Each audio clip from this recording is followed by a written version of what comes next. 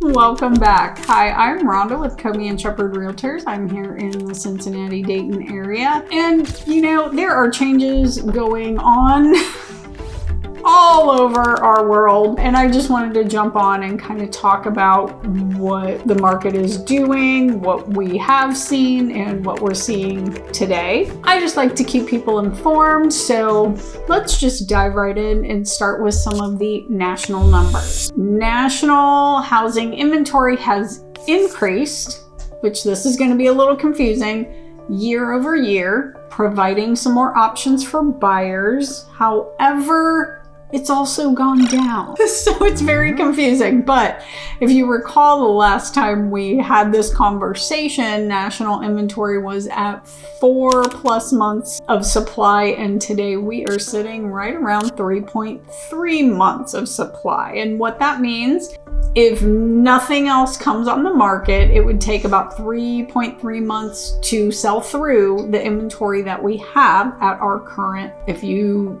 don't ever watch this program, you may not know that an even market where neither buyer nor seller has an advantage is right around 5 to 6 months of inventory. Sounds like sellers still have a little more of an advantage. Home prices, very interesting topic. They have continued to rise. Nationally, they are predicting about a 2.9% increase during 2025. Now, locally, I've got some major numbers for you, but when you look at the forecasts that we are seeing from Zillow in a variety of areas, I'm always a little surprised. Some of the outer areas I feel like are starting to be in that 3.5, 3.8%. And then some of the stuff that's a little more coveted is actually in the 2s. It seems to change a lot, and we may just have to see month by month where it actually goes. According to our Cincinnati MLS, currently the Cincinnati area, which we include Butler, Claremont, Hamilton, and Warren counties, our average sale is $348,000, down less than 1% from December and up 11% from last January. I still can't believe that. But anyway, our lowest priced property sold for $35,000.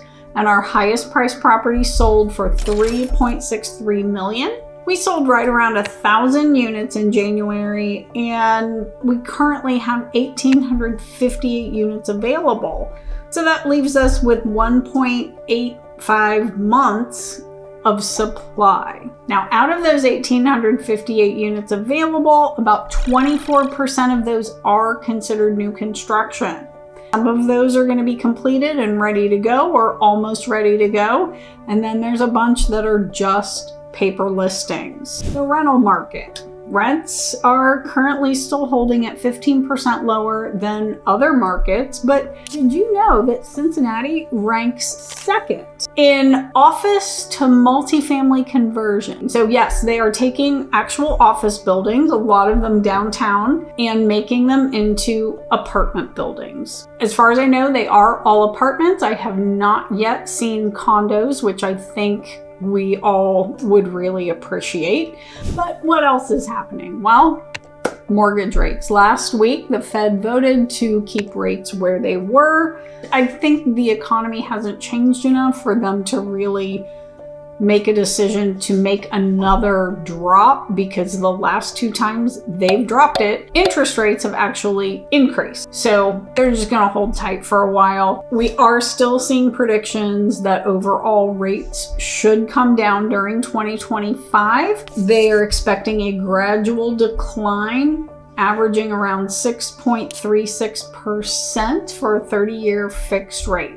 I know we've heard possibly August they might do a drop, and unfortunately that may not be soon enough for some people. And now currently we are fortunate, only about 1% of the listings on the MLS are delinquencies.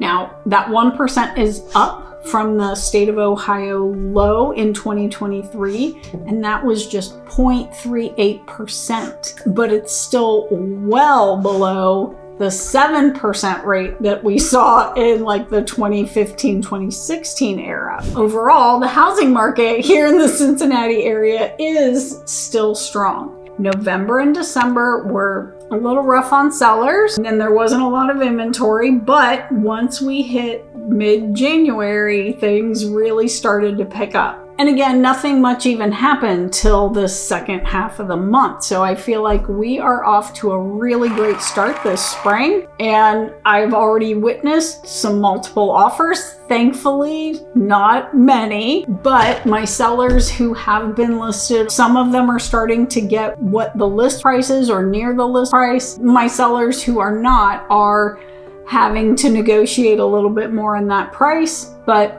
it mostly depends on property price and condition. Now, for those that do sit on the market a little bit, we are seeing something really interesting. We are starting to see kind of a multitude of offers coming in from out-of-town investors with non-traditional or very creative financing. Now, let me be clear, these are not cash offers. These people have not seen your property. They have not sent anyone to see your property. They literally are just going off public information that they can find on the auditor site or on some other site where it's been being aggregated. What they're trying to do is called a variety of things, like seller financing, a seller carryback. That's just a fancy word for seller financing. All of these things assume that the person purchasing the property will make payments to you so that you can pay the mortgage. You're not actually off the hook for the mortgage.